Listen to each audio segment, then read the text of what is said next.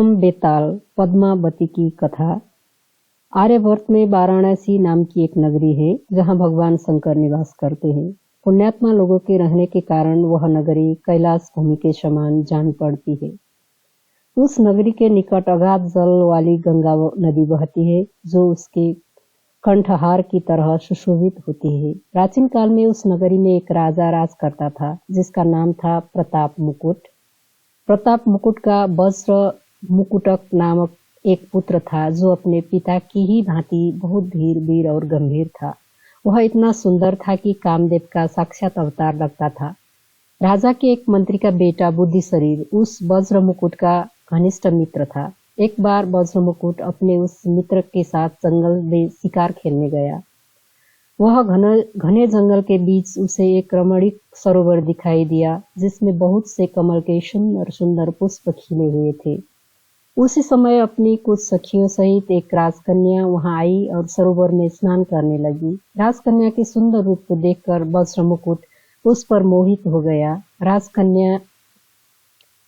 कन्या ने भी वज्र मुकुट को देख लिया था और वह भी पहली ही नजर में उसकी ओर आकृष्ट हो गई। राजकुमार वज्र मुकुट अभी उस राजकन्या के बारे में जानने के लिए सोच ही रहा था कि राजकन्या ने खेल खेल में ही उसकी ओर संकेत करके अपना नाम धाम भी बता दिया। उसने एक कमल के पत्ते को लेकर कान में लगाया, दंत पत्र से देर तक दांतों को खुरचा, एक दूसरा कमल माथे पर तथा हाथ अपने हृदय पर रखा, किंतु राजकुमार ने उस समय उसके इशारों का मतलब न समझा। उसके बुद्धिमान मित्र बुद्धि शरीर ने उन इशारों का मतलब समझ लिया था, अतः मंद मंद मुस्कुराता हुआ अपने मित्र की हालत देखता रहा जो उस राजकन्या के प्रेम बाण से आहत होकर राजकन्या और उसकी सखियों को वापस जाते देख रहा था। राजकुमार घर लौटा तो वह बहुत उदास था। उसकी दशा जल बिन मछली की भांति हो रही थी।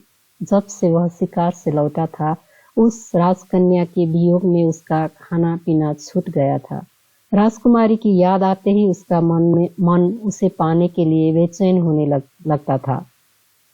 एक दिन बुद्धि शरीर ने राजकुमार से एकांत में इसका कारण पूछा।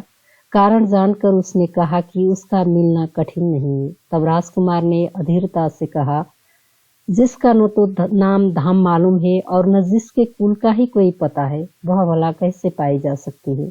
फिर तुम व्यर्थ ही मुझे भरोसा क्यों दिलाते हो? इस पर मंत्री पुत्र बुद्धि शरीर बोला, मित्र, उसने तुम्हें इशारों से जो कुछ बताया था, क्या उन्हें तुमने नहीं देखा? सुनो, उसने कानों पर उत्पल कमल रखकर बताया कि वह राजा करोड़ोत्पल के राज्य में रहती है। दांतों को खुरस कर यह संकेत दिया कि वह वहां के दंत वैद्य की कन्या है। अपने कान में कमल का पत्ता लगाकर उसने अपना नाम पद्मावती बताया और हृदय पर हाथ रखकर सूचित किया कि उसका हृदय तुम्हें अर्पित हो चुका है।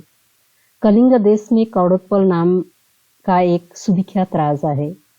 उसके दरबार में दंत वैद्य की पद्मावती नाम की एक कन्या है जो उसे प्राणों से भी अधिक प्यारी है। दंत वैद्य उस पर अपनी जान छिड़कता है।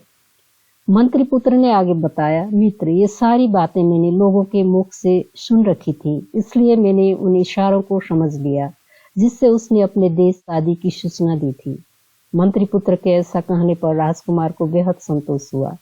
प्रिया का पता लगाने का उपाय मिल जाने के कारण वह प्रसन्न भी था। वह अपने मित्र के साथ अगले ही दिन आखेट का बहाना करके अपनी प्रिया से मिलने चल पड़ा। आधी राह में अपने घोड़े को वायु वेग से दौड़ाकर उसने अपने सैनिकों को पीछे छोड़ दिया और केवल मंत्री पुत्र के साथ कली की ओर बढ़ चला। राजा करोड़ोत्पल के राज्य में पहुंचकर उसने दंत वैद्य की खोज की और उसका घर देख लिया। तब राजकुमार और मंत्री पुत्र ने उसके घर के पास ही निवास करने के लिए एक वृद्ध स्त्री के मकान में प्रवेश किया। मंत्री पुत्र ने घोड़ों को दाना पानी देकर उन्हें छिपा कर बांध दिया। फिर राजकुमार के सामने ही उसने वृद्धा से कहा, हे माता, क्या आप संग्राम वर्धन नाम के किसी दंत वैद्य को जानती हैं? यह सुनकर उस वृद्धा स्त्री ने आश्चर्यपूर्वक कहा, हाँ, मैं जानती हूँ। मैं उनकी धाय हूँ, लेकिन अधिक उम्र हो जाने के कारण अब उन्होंने मुझे अपनी बेटी पद्मावती की सेवा में लगा दिया है। किंतु वस्त्रों से हीन होने के कारण मैं सदा उसके पास नहीं जाती। मेरा बेटा नालायक और जुआरी है। मेरे वस्त्र देखते ही वह उन्हें उठा ले जाता है। बुढ़िया के ऐसा कहने पर प्रसन्न होकर मंत्री पुत्र ने अपने उत्तरीय आदि वस्त्र उसे देकर संतुष्ट किया। फिर वह बोला, तुम हमारी माता के समान हो। पुत्र समझकर हमारा एक कार्य गुप्त रूप से कर दो तो हम आपके बहुत आभारी रहेंगे।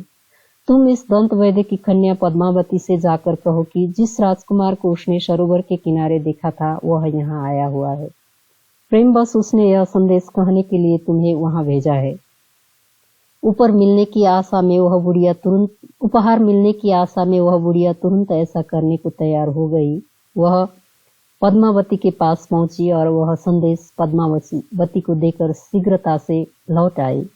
पूछने पर उसने राजकुमार और मंत्री पुत्र को बताया, मैंने जाकर तुम लोगों के आने की बात गुप्त रूप से उससे कही। सुनकर उसने मुझे बहुत बुरा भला कहा और कपूर लगे अपने दोनों हाथों से मेरे दोनों गालों पर कई थप्पड़ मारे। मैं इस अपमान को सहन न कर सकी और दुखी होकर रोती हुई वहां से लौट आई। बेटे, स्वयं अपनी आंखों से देख लो, मेरे दोनों गालों पर अभी भी उसके द्वारा मारे गए थप्पड़ों के निशान मौजूद है। बुढ़िया द्वारा बताए जाने पर राजकुमार उदास हो गया, किंतु वहां बुद्धिमान मंत्री पुत्र ने उससे एकांत में कहा, तुम दुखी मत हो मित्र। पद्मावती ने बुढ़िया को फटकार कर कपूर से उसलिए अपनी 10 अंगुलियों की छाप द्वारा तुम्हें ये बताने की कोशिश की है कि तुम शुक्ल पक्ष की 10 चांदनी रातों तक प्रतीक्षा करो। ये रातें मिलने के लिए उपयुक्त नहीं है। इस तरह राजकुमार को आश्वासन देकर मंत्री पुत्र बाजार में गया और अपने पास का थोड़ा सा सोना बेच आया। उससे मिले धन से उसने बुढ़िया से उत्तम भोजन तैयार करवाया और उस वृद्धा के साथ ही भोजन किया।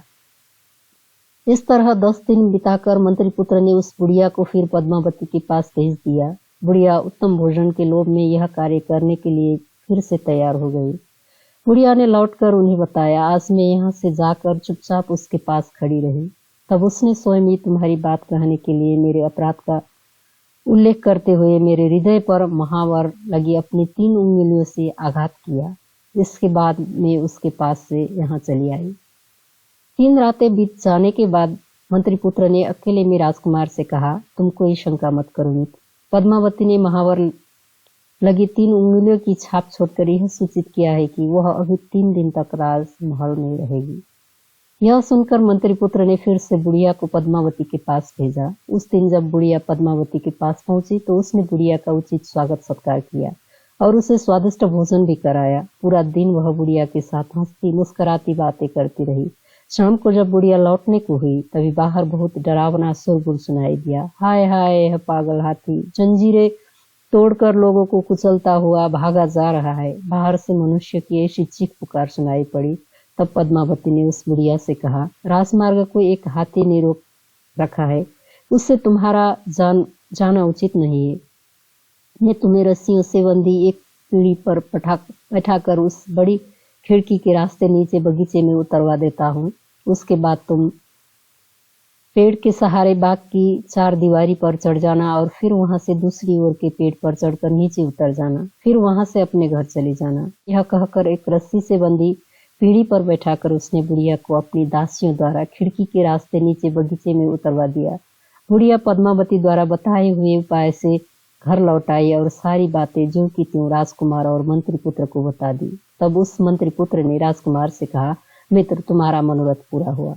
उसने युक्तिपूर्वक तुम्हें रास्ता भी बतला दिया है, इसलिए आज ही शाम को तुम वहां जाओ और इसी मार्ग से अपनी उस प्रिया के भवन में प्रवेश करो। राजकुमार ने वैसा ही किया। बुढ़िया के बताए हुए तरीके द्वारा वह 4 दीवारी पर चढ़कर पद्मावती के बगीचे में पहुंच गया। वहां उसने रस्सियों से बंधी हुई पीढ़ी को लटकते देखा। के ऊपरी छज्जे पर राजकुमार की राह देखती हुई कई दासियां खड़ी थी। ज्यों ही राजकुमार पीढ़ी पर बैठा, दासियों ने रस्सी ऊपर खींच ली और वह खिड़की की राह से अपनी प्रिया के पास जा पहुंचा। मंत्री पुत्र ने जब अपने मित्र को निर्विघ्न खिड़की में प्रवेश करते देखा तो वह संतुष्ट होकर वहां से लौट गया। अंदर पहुंचकर राजकुमार ने अपनी प्रिया को देखा। पद्मावती का मुख पूर्ण चंद्र के समान था, जिससे शोभा की किरणें छिटक रही थी। पद्मावती भी उत्कंठा से भरी राजकुमार के अंग लग गई और अनेक प्रकार से उसका सम्मान करने लगी। अनंतर राजकुमार ने गंधर्व विधि से पद्मावती के साथ विवाह रचा लिया और कई दिन तक गुप्त रूप से उसी के आवास में छिप रहा। कई दिनों तक वहां रहने के बाद एक रात को उसने अपनी प्रिया से कहा, मेरे साथ मेरा मित्र बुद्धि शरीर भी यहाँ आया है। वह यहाँ अकेला ही तुम्हारी धाय के घर में रहता है। मैं अभी जाता हूँ, उसकी कुशलता का पता करके और उसे समझा बुझा कर पुनः तुम्हारे पास आ जाऊंगा। यह सुनकर पद्मावती ने राजकुमार से कहा, आर्यपुत्र, यह तो बतलाइए कि मैंने जो इशारे किए थे उन्हें तुमने समझा था या बुद्धि शरीर ने? मैं तो तुम्हारे इशारे बिल्कुल भी नहीं समझा था, राजकुमार से बताया। उन इशारों को मेरे मित्र बुद्धि शरीर ने ही समझकर मुझे बताया था। यह सुनकर और कुछ सोचकर पद्मावती ने राजकुमार से कहा, यह बात इतने विलंब से कहकर आपने बहुत अनुचित कार्य किया है। आपका मित्र होने के कारण वह मेरा भाई है। पान पत्तों से मुझे पहले उसका ही स्वागत सत्कार करना चाहिए था। ऐसा कहकर उसने राजकुमार को जाने की अनुमति दे दी। तब रात के समय राजकुमार जिस रास्ते से आया था उसी से अपने मित्र के पास गया। पद्मावती से उसके इशारे समझाने के बारे में राजकुमार को जो बातें हुई थी, बातों बातों में वह सब भी उसने मंत्रीपुत्र को कह सुनाई। मंत्रीपुत्र ने अपने संबंध में कही गई इस बात को उचित न समझकर इसका समर्थन नहीं किया। इसी बीच रात बीत गई। सवेरे संध्या वंदन आदि से निवृत्त होकर दोनों बातें कर रहे थे। तभी पद्मावती की एक सखी हाथ में पान और पकवान लेकर वहां आई। उसने मंत्रीपुत्र का कुशल मंगल पूछा और लाई हुई चीजें उसे दे दी। बातों बातों में उसने राजकुमार से कहा कि उसकी स्वामिनी भोजन आदि के लिए उसकी प्रतीक्षा कर रही है। पल भर बाद वह गुप्त रूप से वहां से चली गई। तब मंत्रीपुत्र ने राजकुमार से कहा, मित्र, अब देखिए, मैं आपको एक तमाशा दिखाता हूँ। यह कहकर उसने एक कुत्ते के सामने वह भोजन डाल दिया। कुत्ता वह पकवान खाते ही तड़प कर मर गया। यह देखकर आश्चर्यचकित हुए राजकुमार ने मंत्रीपुत्र से पूछा, मित्र, यह कैसा कौतुक है? तब मंत्रीपुत्र ने कहा, मैंने उसके इशारों को पहचान लिया था, इसलिए मुझे धूर्त समझकर उसने मेरी हत्या कर देनी चाहिए थी। इस तुम में बहुत अनुराग होने के कारण उसने मेरे लिए विष मिश्रित पकवान भेजे थे। उसे भय था कि मेरे रहते राजकुमार एकमात्र उसी में अनुराग नहीं रख सकेगा और उसके बस में रहकर उसे छोड़कर अपनी नगरी में चला जाएगा। इसलिए उस पर क्रोध न करो, बल्कि उसे अपने माता पिता के त्याग के लिए प्रेरित करो और सोच विचार उसके हरण के लिए मैं तुम्हें जो युक्ति बतलाता हूँ उसके अनुसार आचरण करो। मंत्रीपुत्र के ऐसा कहने पर राजकुमार यह कहकर उसकी प्रशंसा करने लगा कि सचमुच तुम बुद्धिमान हो। इसी बीच अचानक बाहर से दुख से विकल लोगों का शोरगुल सुनाई पड़ा, जो कह रहे थे, हाय हाय, राजा का छोटा बच्चा मर गया। यह सुनकर मंत्रीपुत्र प्रसन्न हुआ। उसने राजकुमार से कहा, आज रात को तुम पद्मावती के घर जाओ। वहां तुम उसे इतनी मदिरा पिलाना कि वह बेहोश हो जाए और वह किसी मृतक के समान जान पड़े।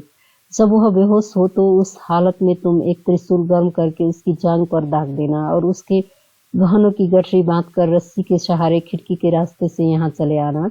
उसके बाद मैं सोच विचार कर कोई वैसा उपाय करूंगा जो हमारे लिए कल्याणकारी हो। राजकुमार ने वैसा ही किया। उसने पद्मावती को जी भरकर मदिरा पिलाई और जब वह बेहोश हो गई तो उसकी जांघ पर त्रिशूल से एक बड़ा सा दाग बना दिया और उसके गहनों की गठरी बनाकर अपने साथ ले आया। सवेरे श्मशान में जाकर मंत्रीपुत्र ने तपस्वी का रूप धारण किया और राजकुमार को अपना शिष्य बनाकर उससे कहा, अब तुम इन आभूषणों में से मोतियों का हार लेकर बाजार में बेचने के लिए जाओ, लेकिन इसका दाम इतना अधिक बताना कि इसे कोई खरीद न सके। साथ ही यह भी प्रयत्न करो कि इसे लेकर घूमते हुए तुम्हें अधिक से अधिक लोग देखे। अगर नगर रक्षक तुम्हें पकड़े तो बिना घबराए हुए तुम कहना कि मेरे गुरु ने इसे बेचने के लिए मुझे दिया है। तब राजकुमार बाजार गया और वहां उस हार को लेकर घूमता रहा। उधर दंत वैद्य की बेटी के गहनों की चोरी की खबर पाकर नगर रक्षक उसका पता लगाने के लिए घूमते फिर रहे थे। राजकुमार को हार के साथ देखकर उन लोगों ने उसे पकड़ लिया। नगर रक्षक राजकुमार को नगरपाल के पास ले गया। उसने तपस्वी के वेश में राजकुमार को देखकर आदर सहित पूछा, भगवान, मोतियों का यह हार आपको कहाँ से मिला? पिछले दिनों दंत वैद्य की कन्या के आभूषण चोरी हो गए थे, जिनमें इस हार का भी जिक्र था। इस पर तपस्वी शिष्य बना राजकुमार बोला, इसे मेरे गुरु ने बेचने के लिए मुझे दिया है, आप उन्हीं से पूछ लीजिए। तब नगरपाल वहां आया तो तपस्वी रूपी मंत्रीपुत्र ने कहा, मैं तो तपस्वी हूँ, सदा जंगलों में यहाँ वहाँ घूमता रहता हूँ। संयोग से मैं पिछली रात इस शमशान में आकर टिक गया था। यहाँ मैंने इधर उधर से आई हुई योगिनियों को देखा।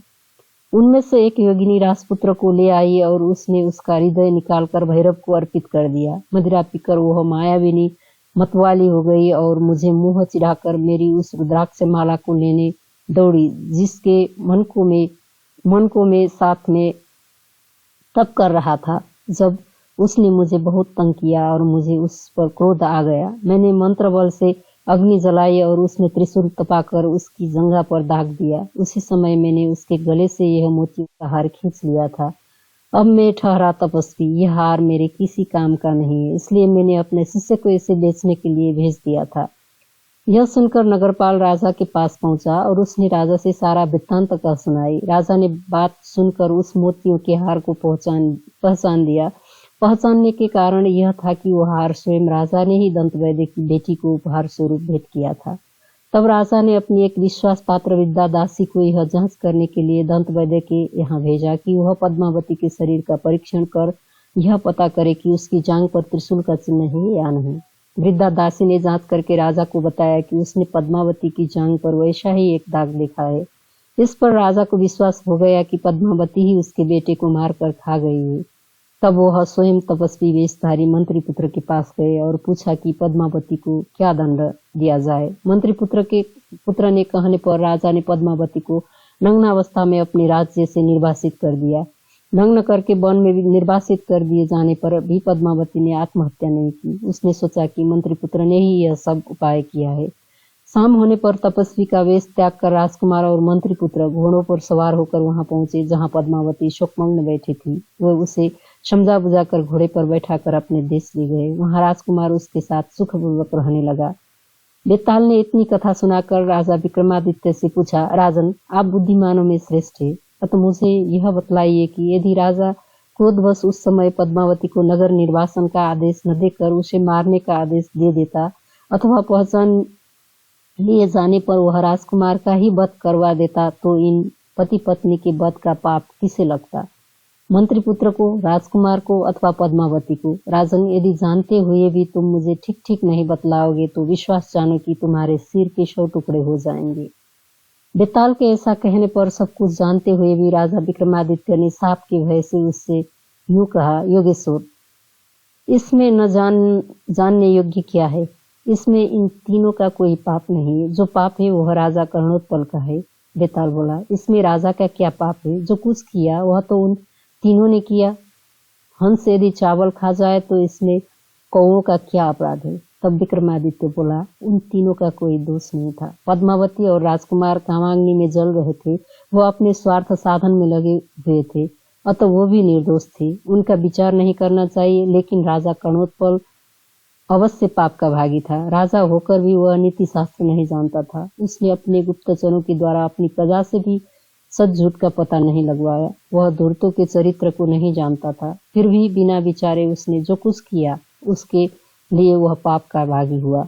सबके अंदर प्रविष्ट उस बेताल से जब राजा ने मौन छोड़कर ऐसी युक्त बातें कही, तब उनकी दृढ़ता की परीक्षा लेने के लिए अपनी माया के प्रभाव से वह राजा विक्रमादित्य के कंधे से उतरकर इस तरह कहीं चला गया कि राजा को पता भी नहीं चला। फिर भी राजा घबराया नहीं। राजा ने उसे फिर से ढूंढ निकालने का निश्चय किया और वापस उसी वृक्ष की ओर लौट पड़ा।